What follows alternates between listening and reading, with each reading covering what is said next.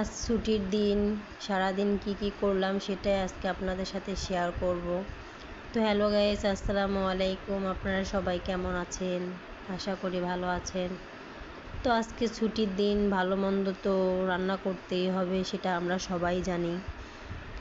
আর ছুটির দিন ছাড়া অত সময়ও থাকে না ভালো কিছু রান্না করার।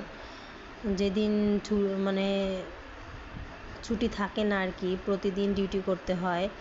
অফিস থেকে এসে যেটাই পারি সেটাই রান্না করে খেতে হয় আর কি।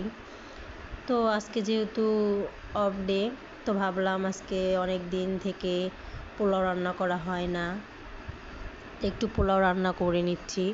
তো আমি সবসময় পোলাও রান্না করলে গাজর আর মটরশুঁটি দিয়ে রান্না করি, কারণ আমার কাছে খুবই ভালো লাগে।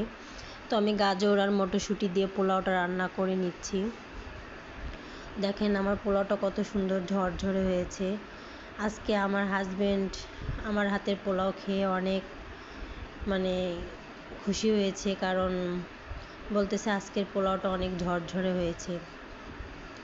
তো আমি পোলাও রান্না করা শেষে তো এখানে মুরগির মাংস রান্না করে নিচ্ছি। আজকে টাটকা মুরগি একটা নিয়ে আসছে, দেশি মুরগি, সেটাই রান্না করে নিচ্ছি।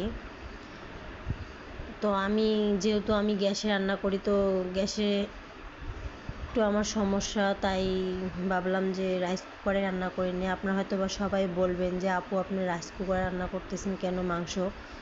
তো আমার একটু সমস্যার কারণে আমি রাইস কুকারে রান্না করে নিচ্ছি। অবশ্য খারাপ লাগে না, আপনারাও চাইলে ট্রাই করতে পারেন। যাদের সিলিন্ডার গ্যাস একটু সাশ্রয় করার জন্য রাইস কুকার রান্না করে নিতে পারবেন। তো আমি মশলাটা কষিয়ে সুন্দর করে মাংস রান্না করে নিচ্ছি।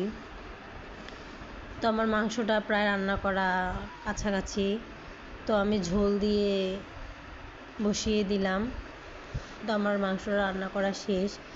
এখন আমাদের দুপুরে লাঞ্চ করার সময়। তো এখন যেহেতু খাবার সময়, তো আজকে শুধু এই পোলাও আর মাংসটাই রান্না করছি, আর কিছু রান্না করা হয়নি। কারণ ছুটির দিনে অনেক কাজ থাকে, সংসারে তো জানেনই সব মেয়েদেরই অনেক কাজ থাকে। তো কাজ করার শেষে আমি একটু সামান্য পোলাও আর মাংস রান্না করেছি আজকে। তো আর বিকেলে কি খাবো ভাবতে ভাবলাম যে না, আজকে নুডলসই রান্না করি। সব সময় তো এটা সেটা খাই, তো নুডলস রান্না করে নিলাম। আর নুডলস খাওয়ার শেষে আমার হাজব্যান্ড চা খায় না, তো ভাবলাম আমি একাই চা খাই, কারণ আমার চা দুই বেলা না খেলে ভালো লাগে না। তো আমার ভিডিওটি এই পর্যন্তই। আল্লাহ হাফেজ।